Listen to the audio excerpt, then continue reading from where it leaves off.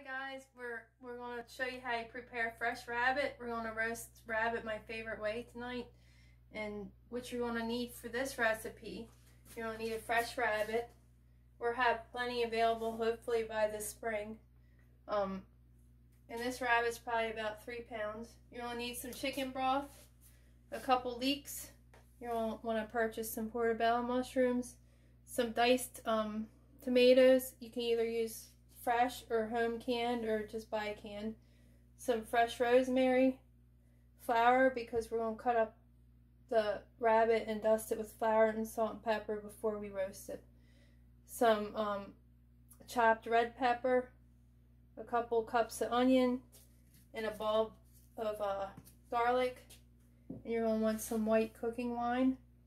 And then over here I have the pan ready because we're going to just do a quick fry before we roast it in just about a 1/4 inch of olive oil. And I'm going to prepare all this and I'll get back to you in a minute. Hey guys, we're back. I want to show you how I prepared everything. Kitchen shears make really easy work of cutting up the rabbit, but I just went up the spine, cut the rabbit in half, then I cut the other way down the spine, so I quartered it, and then I cut the back in half because you're going to have one long back piece. You just cut that in half. And now we're going to just coat this with salt, pepper, and flour, and then we're going to fry it for about 3 minutes in the oil.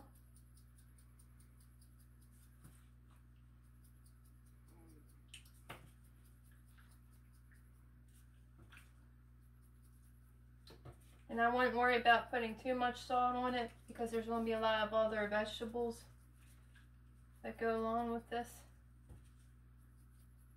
So it's really up to you how much salt you want to use. And I also want to point out how a lot of people have only had wild rabbit, what a white meat domestic rabbit is. This really is very similar to chicken.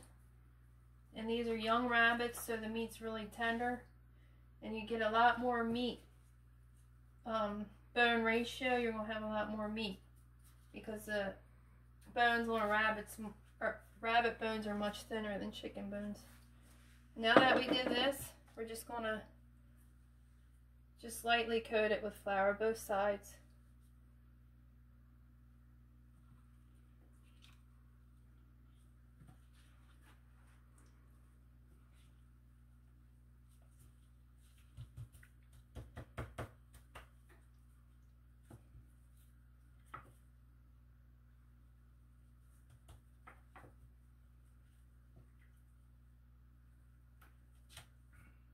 I'm going to bring it over here to the frying pan. I already have the oil warmed up. Some. And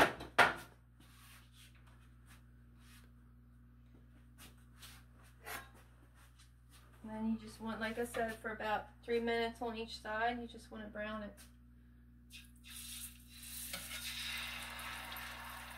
And I would just add a few pieces at a time.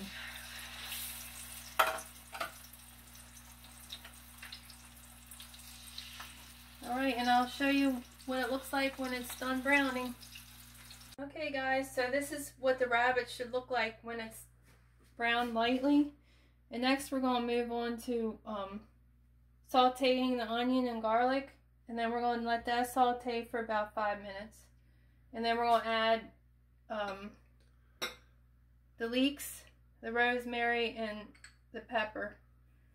And then, so after you lightly brown the rabbit, you want to clean out the pan. You don't want to use the same oil, and you just want to add a couple tablespoons of fresh oil to a clean pan. And now we're going to add the onions and the garlic and just saute this for about 5 minutes, and then I'll show you when you add the other ingredients. Guys, it's been about 5 minutes. Now I'm going to add our 2 cups of leeks. This is a pound, supposed to be half a pound of mushrooms, but I always do a little more. We're going to use add our rosemary and our pepper flakes, and we're going to salt it and add more pepper. And then after you add all this, you saute it for about 2 more minutes.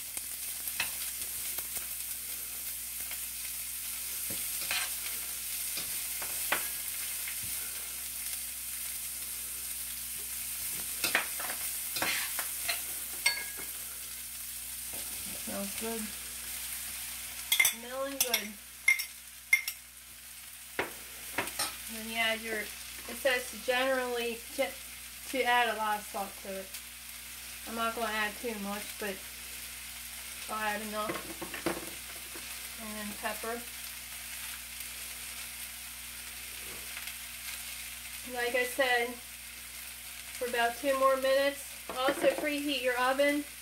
I preheated mine to 350, but they recommend cooking at 375, but my oven's broke, so I can only set at 350.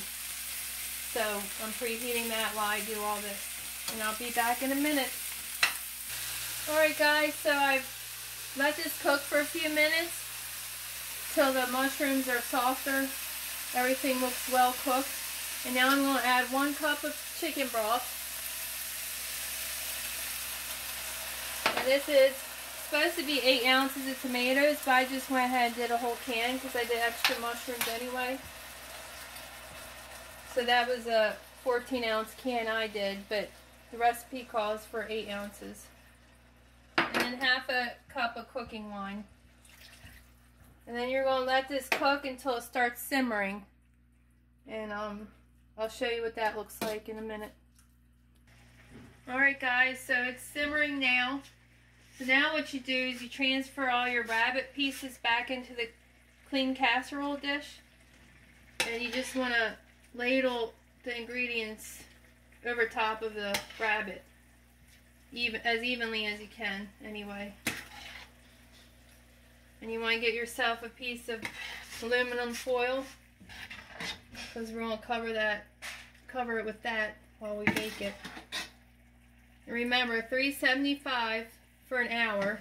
I have to cook mine at 350, so I'll probably let it go for an hour and 15 minutes, something like that.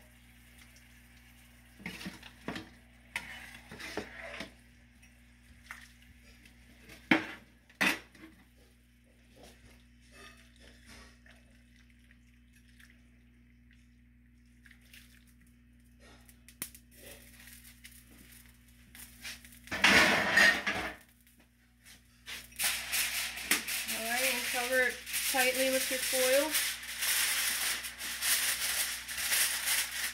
Stick it in the oven, like I said, at 350 for about an hour, and I'll see you guys in a little while. Are you ready? Sorry for the mess up, guys. This is a new phone and we're trying to figure it out. Anyway, I want to show you what the braised Italian style rabbit turned out looking like. So I baked it for about an hour. Actually, I did for an hour and 15 minutes at 350, but you'll want to bake at 375 for about an hour. And if Bobby comes over here, I'll show you how nice and tender it is. It's a wonderful meal, and I know you guys will really enjoy it. You want to let the chicken, unless you knew better, you will know that it was rabbit. But I want to thank you all for watching. I want to ask you to like and share or comment if you enjoy these cooking videos, because I want to know if I should continue to do them or not. And I thank you all, and Happy New Year.